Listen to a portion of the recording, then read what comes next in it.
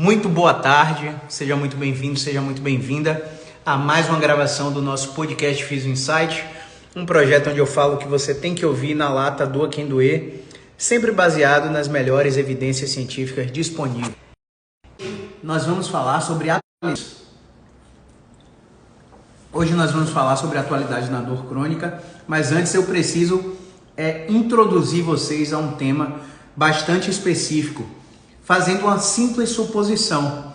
Você que é fisioterapeuta e abriu a porta do seu consultório hoje para 9 pessoas. Você separou essas 9 pessoas em 3 grupos de 3 pessoas cada. E você atendeu as 9. No fim do dia, você percebeu uma coisa. O primeiro grupo melhorou e te chamou de herói. O segundo grupo teve uma melhora tão pequena que, se soubesse que essa seria a melhora, não teria te procurado para um tratamento. O terceiro grupo, ele piorou com o seu tratamento. Eu estou falando isso com vocês porque isso acontece todo santo dia nos consultórios de fisioterapeutas musculoesqueléticos. E você precisa ser capaz de reunir o conjunto de características clínicas de cada uma desses 3 grupos de pacientes que você acabou de atender. Se você parar para fazer isso realmente, você vai entender o seguinte: o grupo que melhorou e te chamou de herói tem características extremamente parecidas. O grupo que teve uma melhora muito pequenininha também tem características extremamente parecidas. O grupo que piorou com o seu tratamento, com a sua consulta, tem características extremamente parecidas. Agora vamos fazer uma análise macro, pegando 300 fisioterapeutas pelo país, atendendo 3.000 pessoas, separando essas 3.000 pessoas em 4 grupos. O primeiro grupo vai melhorar e vai chamar esses fisioterapeutas de herói. O segundo grupo tem melhora substancial, na qual, se ele soubesse que essa seria a melhora, não pagaria pelo seu tratamento. O terceiro grupo ficará inerte, ou seja, você vai fazer tudo que você sabe e o paciente não vai melhorar nem um pouquinho. E o quarto grupo vai piorar com o seu tratamento. E aí, se a gente rodar uma análise estatística com os dados da anamnese, da história clínica, do exame físico, dos testes de movimento, das características sociodemográficas, das características de saúde mental, de estilo de vida, das características comportamentais, nós vamos conseguir identificar as características preponderantes nos grupos que melhoraram e chamaram esses fisioterapeutas de heróis. E o que é que isso tem a ver com a sua prática clínica, com o tratamento da sua dor crônica? O que eu estou te explicando aqui é a real estratificação de subgrupos. Eu vou entender que, por exemplo, Dona Natália Franzoni, mãe de Grande Gabi, entrou aí agora. Eu vou entender que Dona Natália tem 3 características que impedem ela de melhorar com o meu tratamento. E aí, quando eu atender a próxima paciente, que vai ser... tem 2 Natália Renata Franzoni. Vamos supor que eu atendi a Dona Renata Franzoni agora e eu identifiquei na avaliação 3 características que atrapalham o meu tratamento. Submeti ela a minhas intervenções e ela não melhorou, pelo contrário, ela piorou, saiu daqui sem querer voltar. No próximo paciente, vamos supor que vai ser a Natália Tomasi, que está assistindo aí agora. Eu vou atender a Natália Tomasi e na avaliação eu já vou identificar, Natália tem as mesmas características de Renata. Então, Natália tem grande chance de piorar com o meu tratamento. Logo, eu vou recomendar para a Natália determinado tratamento diferente do meu. Porque o meu não vai ajudar, grande chance de que não vai ajudar. Agora, vamos supor que eu atendi aí a doutora Tarsila Bertoldo. Ela veio para minha avaliação e eu encontrei 4 características que vão determinar que ela vai melhorar muito com o meu tratamento. Eu coloco o meu tratamento para ela e ela sai daqui 80% melhor, perguntando quando vai ser a próxima consulta, de tão feliz que ela tá. E aí, quando, por exemplo, vai chegar aí eu vou atender o Dr. Wilson Cruzeiro aí, vai ser o próximo paciente. Quando eu atender o Dr. Wilson, que eu fizer a avaliação, eu vou dizer assim, caramba, Wilson tem as mesmas características de doutora Tarsila, de doutora Társila. Logo, o Wilson tem grande chance de responder o meu tratamento. Agora, se eu avaliar o quinto paciente do dia, que vai ser o Kevin Araújo, que acabou de entrar aí na live, eu vou pegar o Kevin e vou ver, caramba, não parece com a Renata e não parece com a Tássila. Qual será esse grupo de paciente? Será que esse grupo de paciente é o grupo que vai melhorar um pouquinho, que essa melhora vai ser tão pequena que ele não pagaria pelo meu tratamento? Ou ele vai ser o grupo de pacientes que vai ficar igual? Não sei, eu vou testar. Eu vou colocar a minha intervenção, vou fazer educação em dor, vou fazer terapia manual se necessário, vou prescrever exercício terapêutico e o Kevin vai dizer assim, caramba, melhorei, mas é tão pouco. Kevin nem pergunta quantas sessões vai precisar, porque ele está desmotivado, porque ele não melhorou. Porque a maioria dos pacientes é imediatista, eles querem melhoras imediatas com a primeira consulta e isso não vai acontecer com a maioria dos pacientes.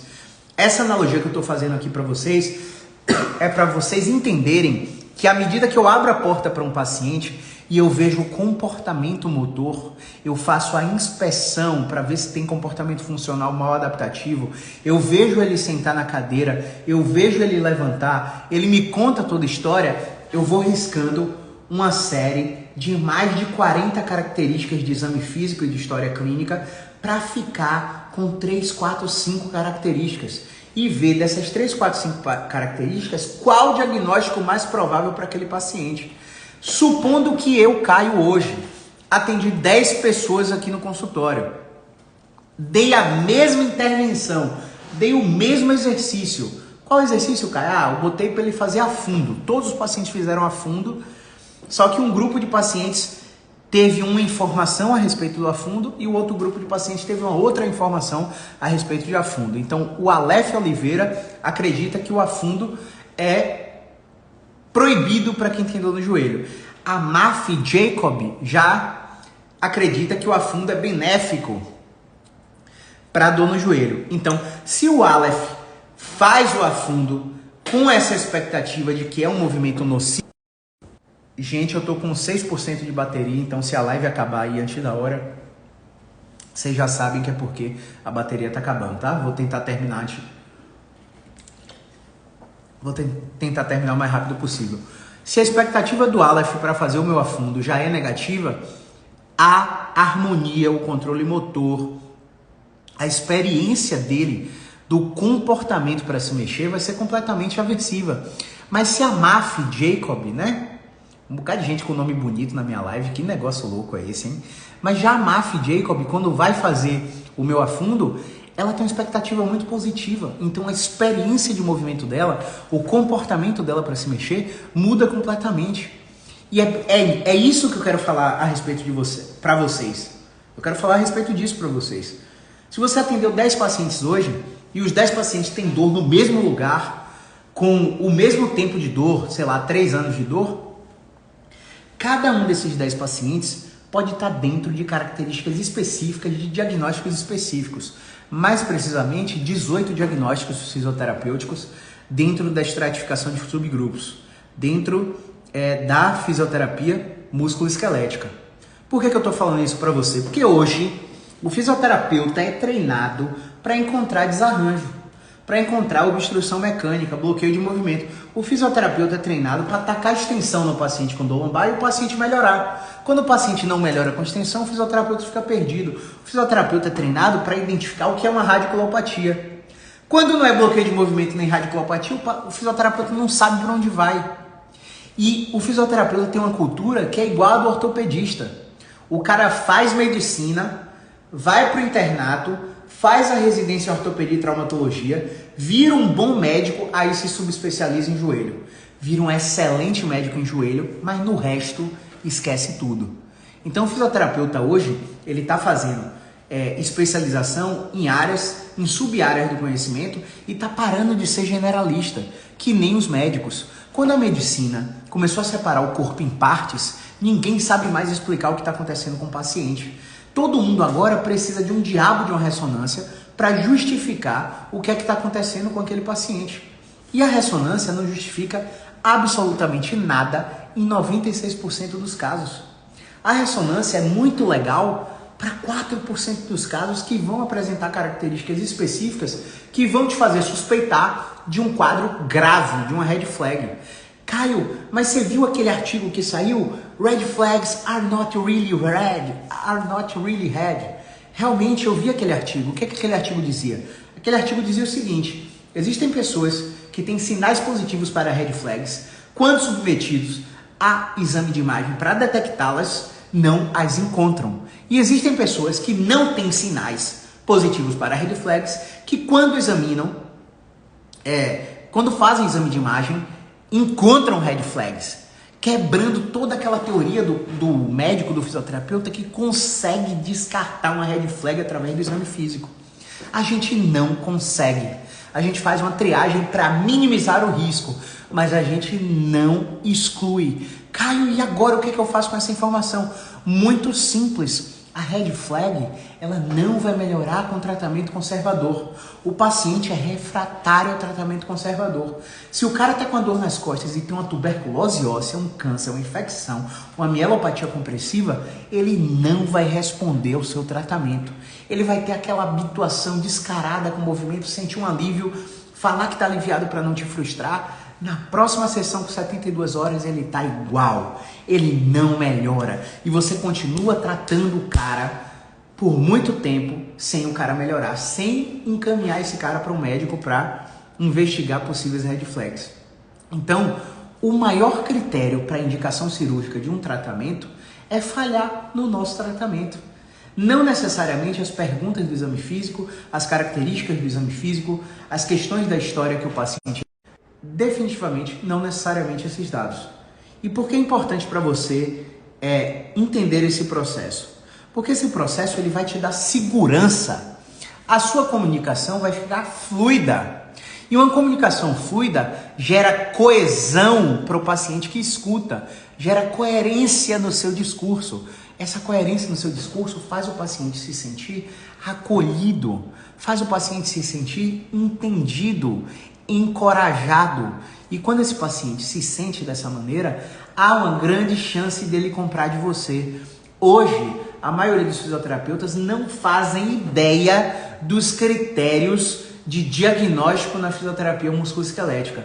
A maioria dos fisioterapeutas, eles não sabem quantas sessões, quanto tempo de tratamento o paciente vai precisar para obter uma melhora funcional do seu status de dor crônica. O cara avalia o paciente pergunta: e aí, quantas sessões eu vou precisar? Você manda aquelas 10 protocolar.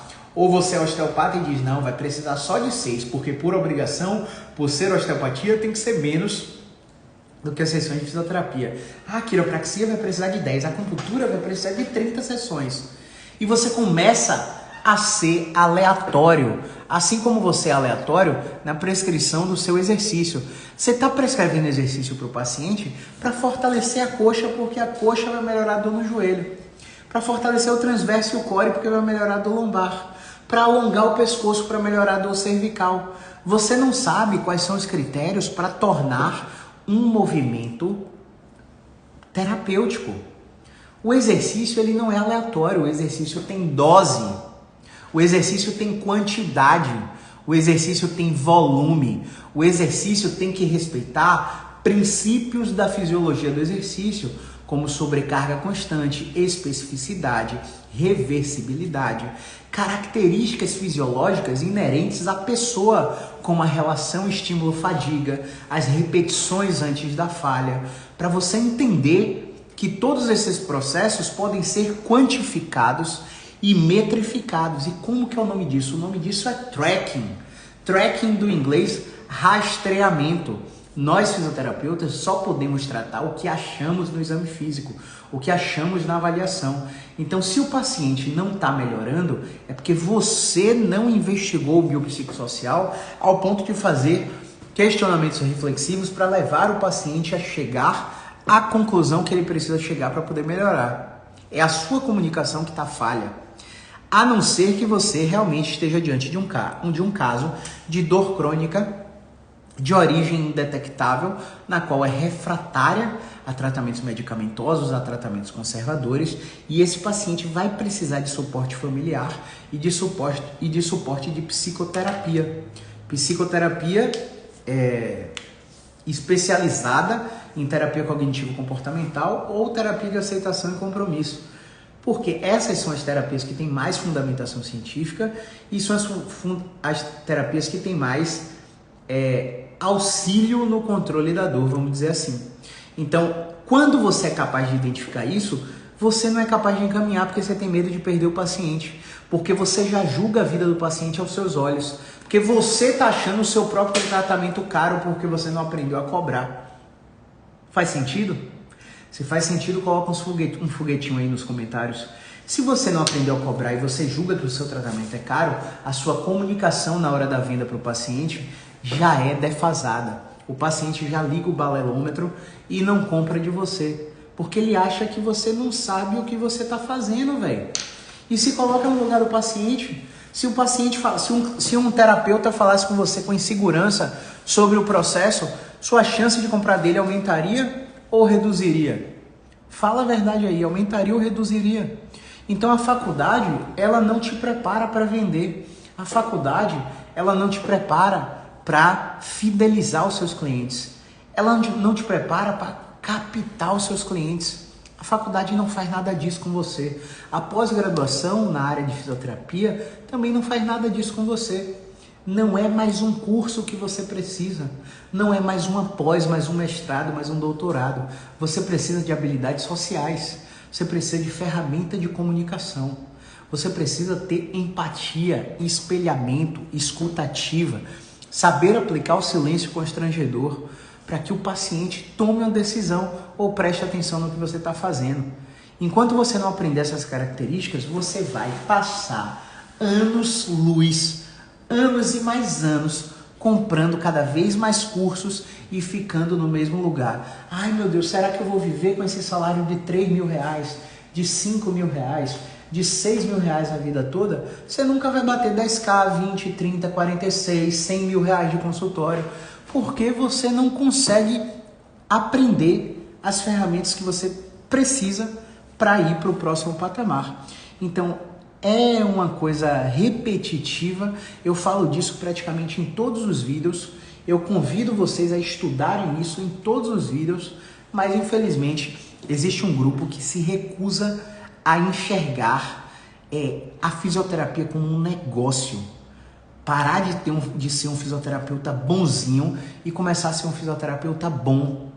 Caio, o que você quer dizer com isso? Eu quero dizer que o profissional de saúde que tem sucesso, ele tem burocracia forte. Você sabe o que aconteceu recentemente? Uma familiar está fazendo terapia e foi fazer um procedimento odontológico e a terapia, né, conversando, né, com a psicóloga e tal. E aí o procedimento odontológico teve uma piora, né, justamente no dia que ela ia fazer a terapia de manhã. E aí ela pediu para remarcar a terapia em cima da hora. E aí a psicóloga disse que não poderia repor porque não teria outro horário e que ela não desmarcou com antecedência. Concordo. Ela está extremamente correta em defender o seu horário.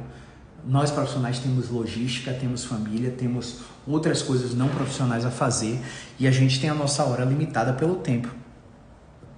Então todos os meus pacientes, eles sabem que as desmarcações precisam ocorrer com 24 horas. Se não ocorrerem com 24 horas, a sessão é cobrada normalmente. Ponto. Eles sabem disso. Eles assinam um contrato comigo onde eles sabem disso. O grande lance é que essa profissional não tinha contrato e nem tinha avisado. E era uma repercussão que, vamos dizer, foi imprevista.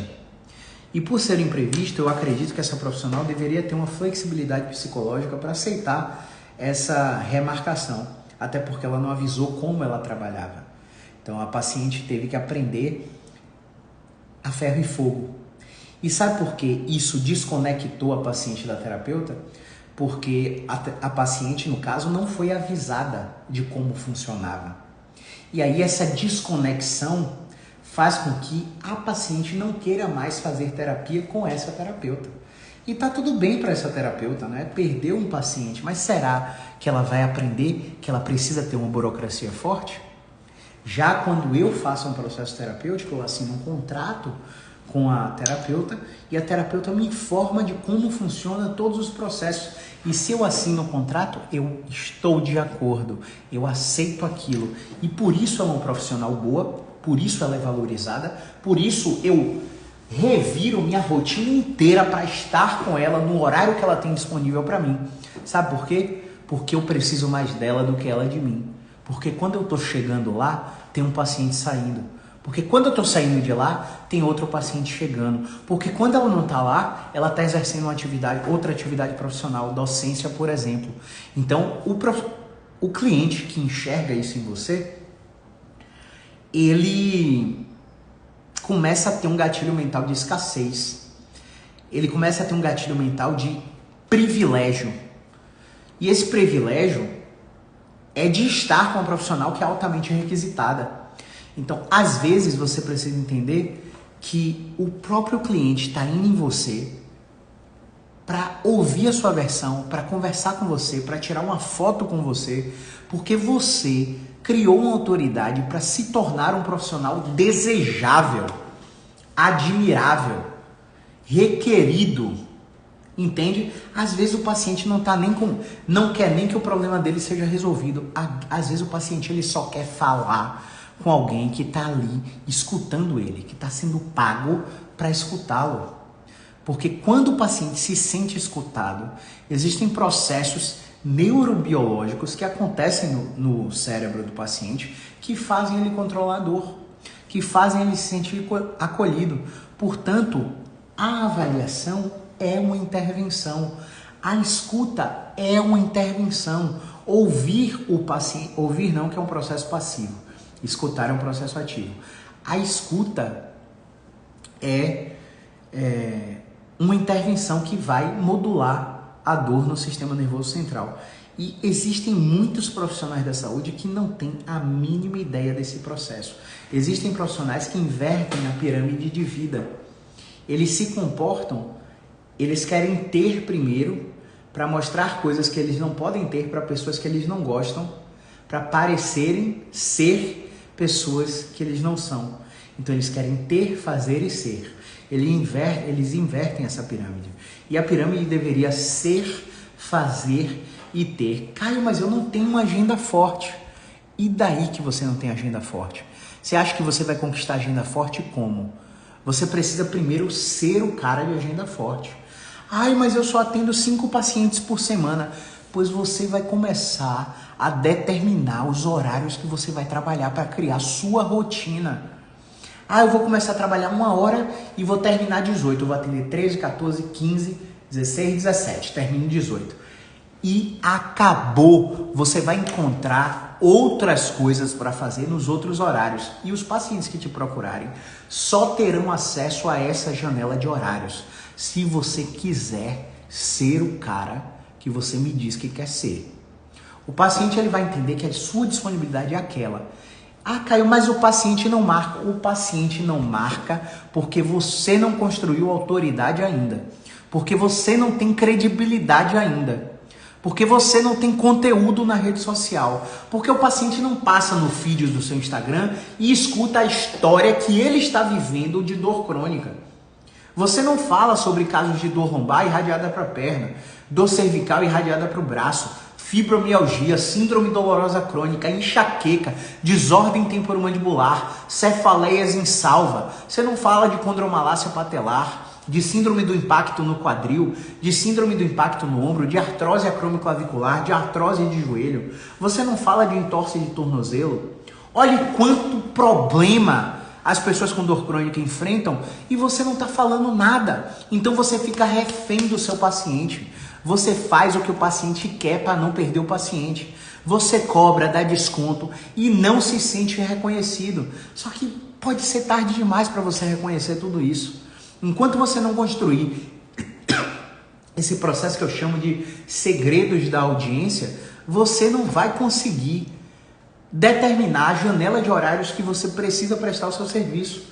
Até para você fazer o seguinte, de manhã eu quero cuidar de mim. Eu quero acordar cedo, eu quero caminhar, quero ir para minha academia, quero levar meu filho no colégio, eu quero não sei o que, quero não sei o que. 1 hora da tarde eu vou me preparar para exercer a atividade profissional que eu escolhi para viver, que eu faço com amor, que faz meu coração quentinho, entende? Então eu vou trabalhar ali com excelência naquelas 5 pessoas que marcaram consultas comigo, porque eu sei e eu estou convicto que eu estou a um paciente do meu sucesso profissional. Caio, como assim? Cara, você sabe por que eu tô aqui hoje?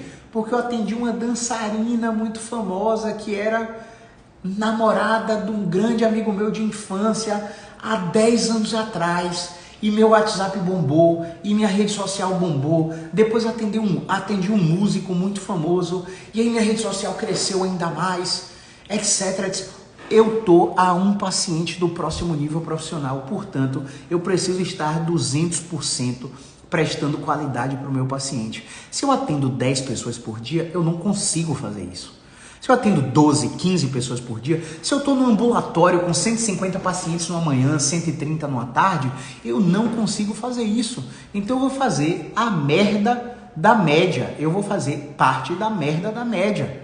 Qual que é a merda da média? O cara sai da faculdade levando a graduação com a barriga, pescando para passar em prova, se pendurando nos inteligentes da turma ou nos professores meia boca da turma para poder se formar. O cara se forma e faz o quê? Começa a ganhar gato pingado, 500, 600 reais de atendimento domiciliar, depois começa a trabalhar numa clínica seletista, ganhando 1.400 por mês em uma, 1.400 por mês em duas, e fica com aquele salário ali que não permite nem que ele saia da casa dos pais.